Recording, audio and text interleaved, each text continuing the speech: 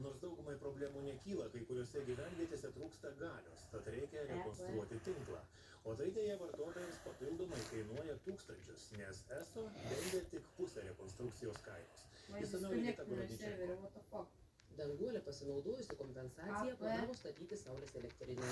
Nu, nereikia iš vis niekam mokėti. Apla. Mes esam nepasiturintis. Nu, į viskas nuo to prasidėjo. Moteris susitvarkė reikiamus dokumentus ir džiaugėsi, kad greit įsirengs saulės elektrinę. Tiesa, svajonė pavyko, kai Danguolė gavo beveik 10 000 sąskaitą iš ESO. Suma pribloškė.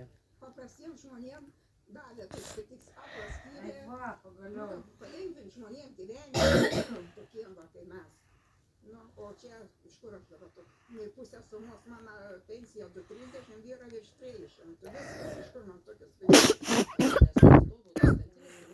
prijungimą prie tinklo. Kadangi moteris planavo įsirengti galingą 10 kW saulės elektrinę, jai reikia rekonstruoti tinklą. Senasis nepritaikytas daug elektros gaminančiam vartotojui. Tinklas yra neguminis ir buvo dažnai sukurtas tiekti elektrą, nuo dabar prijungiant gaminančius vartotojus.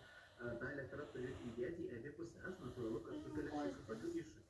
Jei tinklas atitinka visas normas ir elektros trikdžių nėra, o rekonstrukcija reikalinga tik vienam elektros energiją gaminančiam vartotojui, pusę sumos už tinklo rekonstrukciją reikia padengti patiems.